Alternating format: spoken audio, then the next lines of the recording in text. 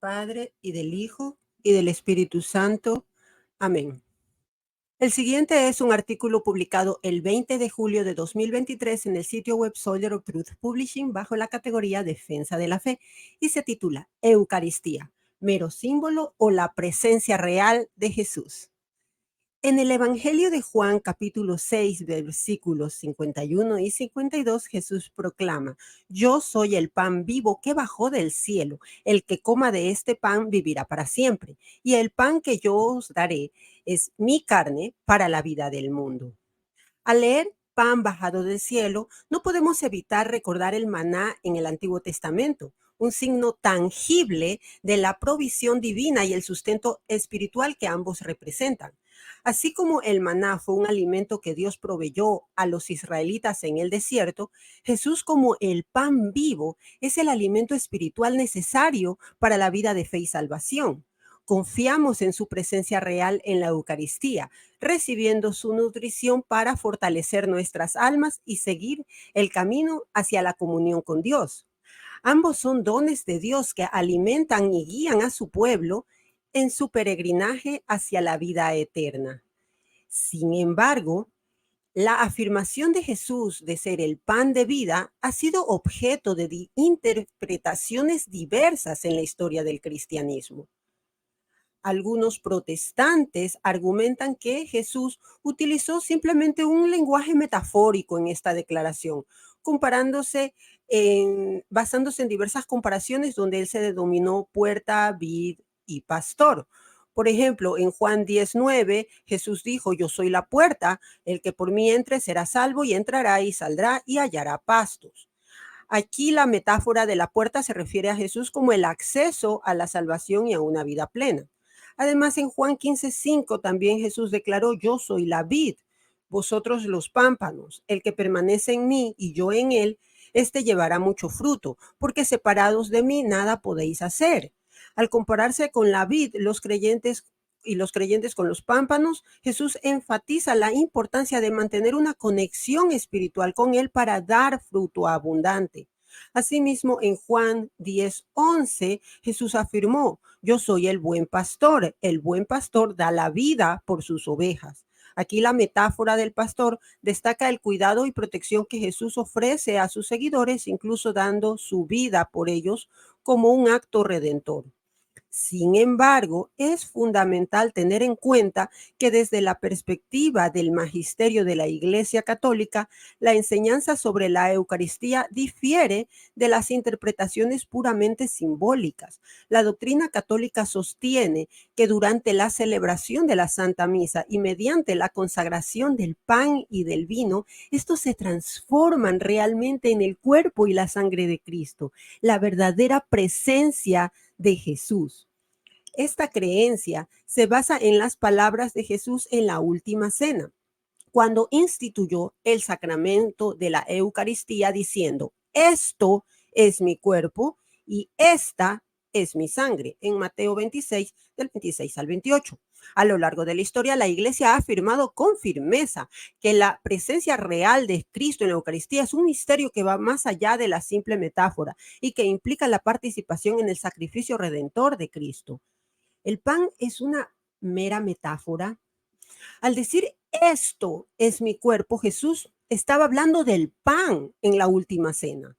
Es importante comprender que la presencia real de Jesús en la Eucaristía es una cuestión teológica profundamente arraigada en el magisterio de la Iglesia Católica y que no se basa únicamente en las interpretaciones simbólicas o metafóricas.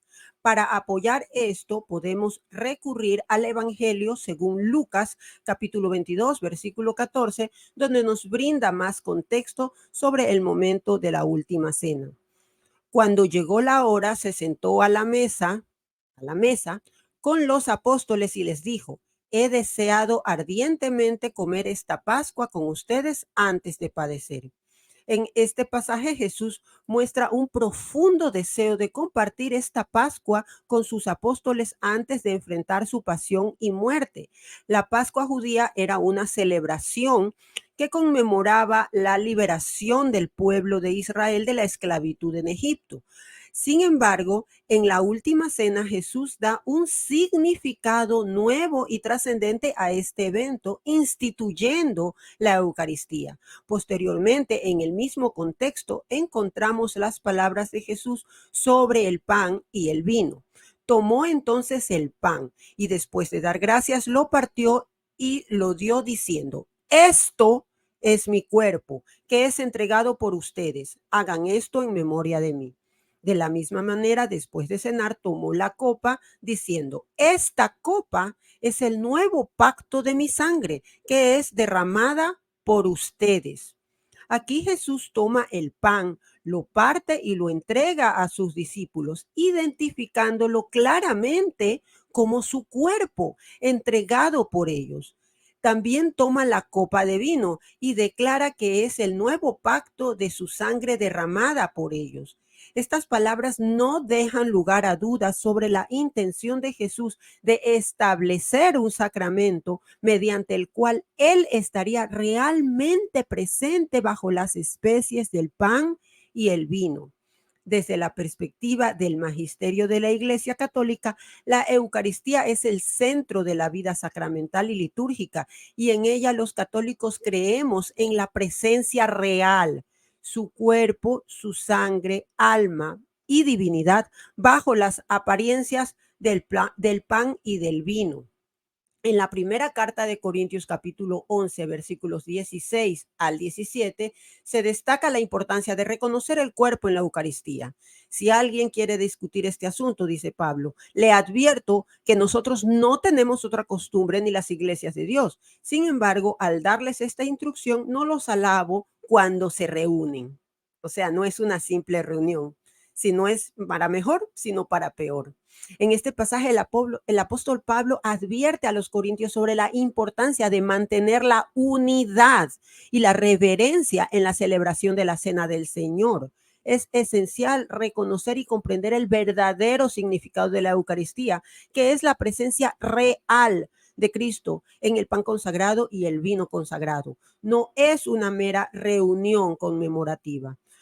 Continuando en Primera de Corintios 11, en los versículos 27 al 29, que amplían esta enseñanza, nos dice: así que cualquiera que coma el pan o beba de la copa del Señor indignamente será culpable del cuerpo y la sangre del Señor. Por tanto, examínese cada uno de ustedes antes de comer el pan y de beber la copa, porque el que come y bebe sin discernir el cuerpo, bebe y come su propia condenación. Estos versículos enfatizan la importancia de aproximarse a la Eucaristía de manera digna y con conciencia. No se debe participar en la cena del Señor de manera superficial y sin reconocer la presencia real de Cristo en este sacramento. Esto sería comer indignamente.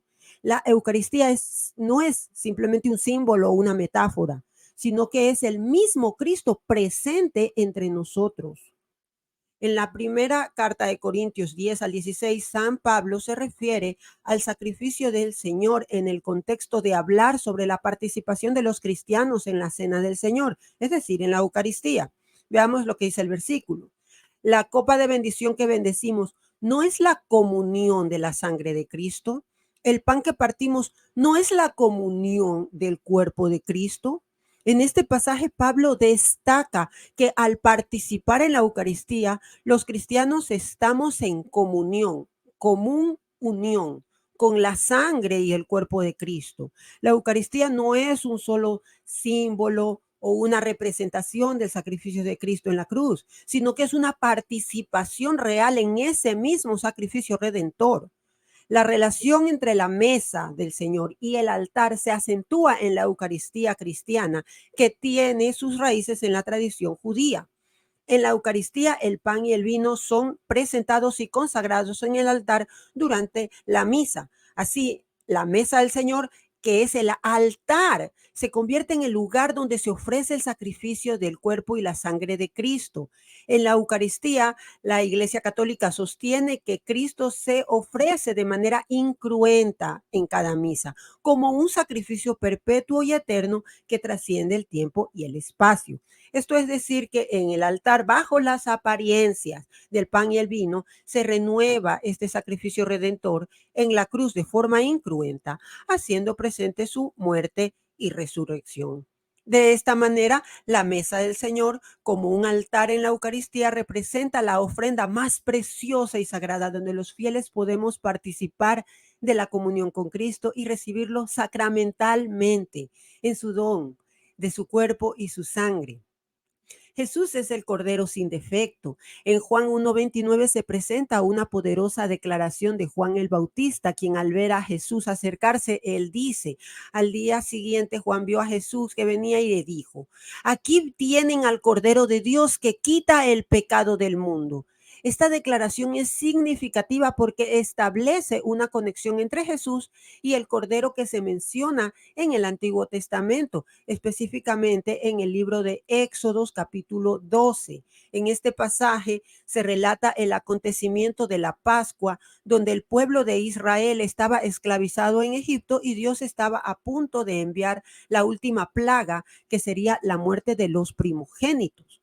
Para evitar esta plaga, Dios dio instrucciones específicas a los israelitas. En Éxodo 12, del 3 al 7, se establece que cada familia debe tomar un cordero sin defecto y sacrificarlo, rociando la sangre en los postes y el dintel de la puerta de sus casas. La sangre del cordero sería una señal para el ángel destructor de pasar por alto esa casa y no herir a los primogénitos. Además, debían comer la carne del cordero asado junto con pan sin levadura y hierbas amargas, siguiendo las instrucciones precisas de Dios. Aquí vemos cómo el Cordero desempeña un papel crucial en la liberación y salvación del pueblo de Israel. La carne del Cordero actúa como un medio de protección y redención para el pueblo. Ahora, en el Nuevo Testamento, Juan el Bautista identifica a Jesús como el Cordero de Dios que quita el pecado del mundo. Esta declaración alude al sacrificio de Jesús en la cruz, donde Él se ofreció a sí mismo como el Cordero perfecto y sin mancha para la redención y salvación de la humanidad. En Lucas 22:7 se hace referencia a la cena de Pascua, un evento significativo en la vida de Jesús y sus discípulos. Llegó el día de los panes sin levadura, el cual era necesario sacrificar el cordero de la Pascua.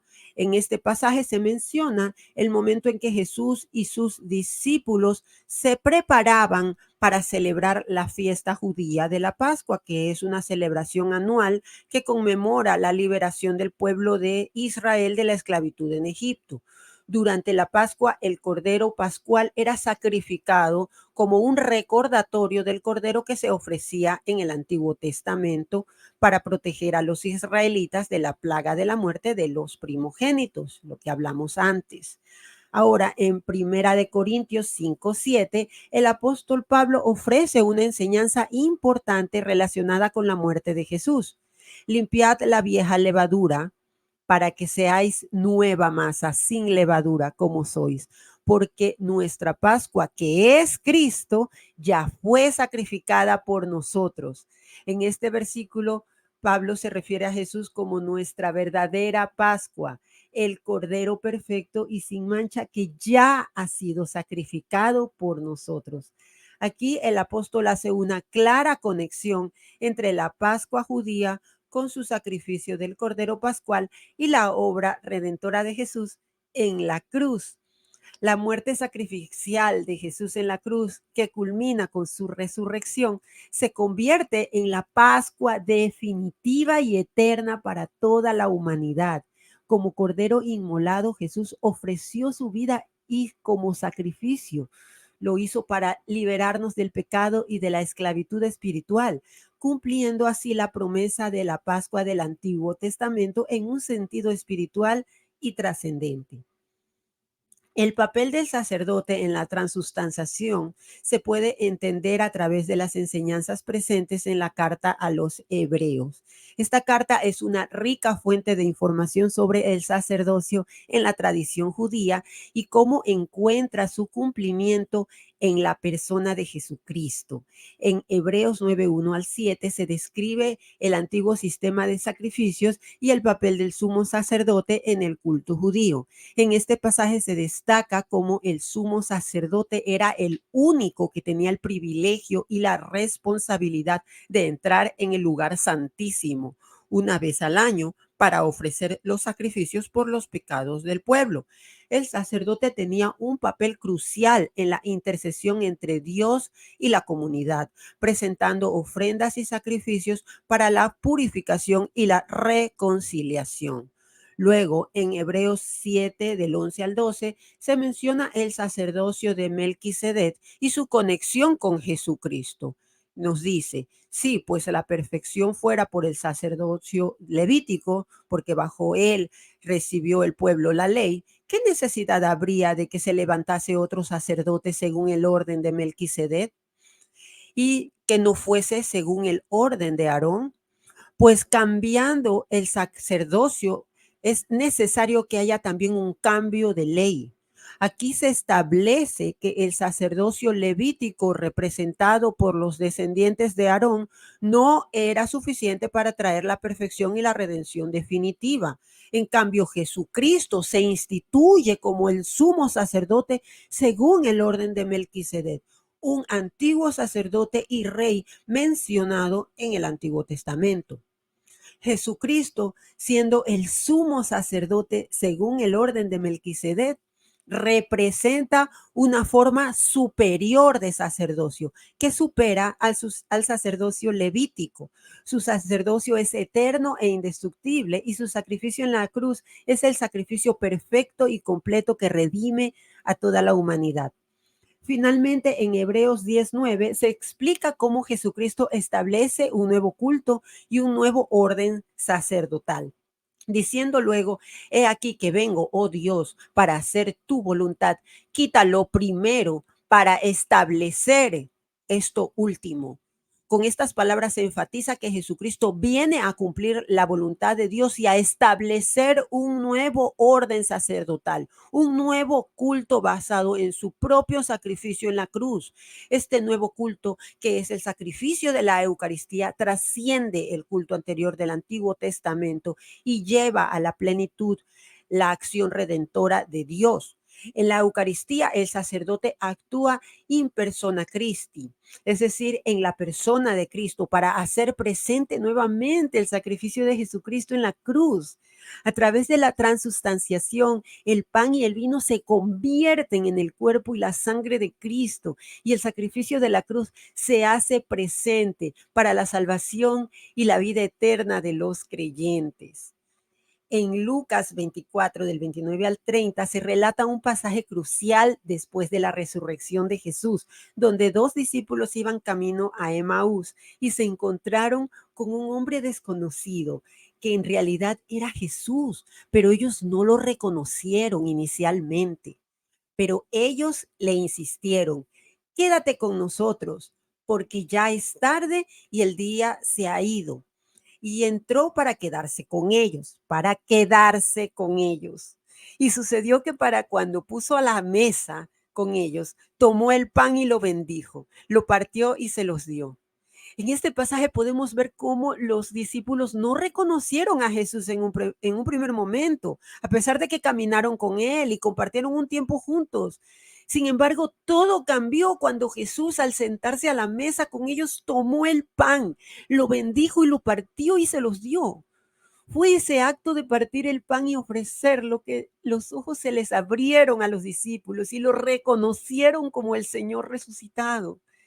Esta narrativa de Lucas tiene una notable analogía con la actual misa católica, especialmente entre la liturgia de la Eucaristía. En la misa, el sacerdote que actúa in persona Christi realiza gestos similares a los que Jesús realizó en Emaús. Al tomar el pan y el vino durante la consagración, el sacerdote los presenta a Dios, el Padre, en nombre de toda la comunidad y realiza la misma acción que Jesús hizo en la última cena. A través de la invocación del Espíritu Santo y las palabras de la consagración, el pan y el vino se convierten en el cuerpo y la sangre de Cristo, aunque mantengan la apariencia del pan y del vino. Luego, durante la fracción del pan, el sacerdote parte el pan consagrado en la hostia y muestra la unidad de Cristo en el sacramento, así como en Emaús, donde los discípulos reconocieron a Jesús al partir el pan. Los fieles en la misa reconocemos la presencia real de Cristo en el momento de la fracción del pan. Este pasaje de Lucas, junto a la liturgia de la misa católica, destaca la importancia del gesto de partir el pan en la Eucaristía, donde los fieles podemos experimentar el encuentro vivo con Jesucristo. Es en la fracción del pan que se renueva el sacrificio redentor de Cristo y se invita a los fieles a reconocer al Señor presente en la Eucaristía. Jesús es el pan vivo. Volvamos a Juan 6:51, donde Jesús declara: yo soy el pan vivo que bajó del cielo. El que coma de este pan vivirá para siempre. Y el pan que yo os daré es mi carne para la vida del mundo. En este pasaje Jesús se identifica a sí mismo como el pan vivo, lo que indica que su presencia en el pan trasciende lo meramente simbólico o metafórico. Jesús afirma que es su carne, el pan, que Él dará para la vida del mundo, lo que sugiere una presencia real y viva en el pan. Luego en Juan 6:55 Jesús continúa diciendo: porque mi carne es verdadera comida y mi sangre es verdadera bebida. Con estas palabras, Jesús insiste en que su carne es verdadera comida y su sangre es verdadera bebida. Así Jesús subraya la realidad sacramental y trascendente de su presencia en el pan consagrado durante la Eucaristía. La Iglesia Católica, basada en las enseñanzas de Jesús y la tradición apostólica, ha mantenido la creencia en la presencia real de Cristo en la Eucaristía. La transustanciación, que es el término utilizado para explicar el cambio sustancial del pan y del vino en el cuerpo y la sangre de Cristo durante la consagración. Al ofrecerse en cada misa, Jesucristo renueva su sacrificio redentor en la cruz. Su muerte y resurrección se hacen presente en cada celebración eucarística y su sacrificio ofrecido en nombre de toda la humanidad, sin necesidad de nuevamente derramar sangre. De esta manera, la Eucaristía no es una repetición del sacrificio de Jesús, sino su actualización sacramental y mística que trasciende el tiempo y el espacio. Mediante la Eucaristía, los católicos creemos que Jesucristo está verdadera y sustancialmente presente en el pan consagrado. Es una presencia real y viva, no simplemente un recuerdo o un símbolo, sino que Jesús mismo se queda presente en el sacramento eucarístico. Comer del pan consagrado en la Eucaristía es una participación íntima y real en el sacrificio redentor de Cristo en la cruz. Al alimentarnos de su cuerpo y sangre, somos nutridos espiritualmente y fortalecidos para seguir a Cristo y vivir según su voluntad. En la Eucaristía recibimos el don inmenso de la vida eterna, ya que Jesús prometió que aquellos que coman de su pan vivirán para siempre. La comunión nos une a Cristo y a su cuerpo, que es la iglesia, y nos hace partícipes de su amor y misericordia. Todas las referencias bíblicas de este video se encuentran en el artículo que he dejado en la descripción de este video.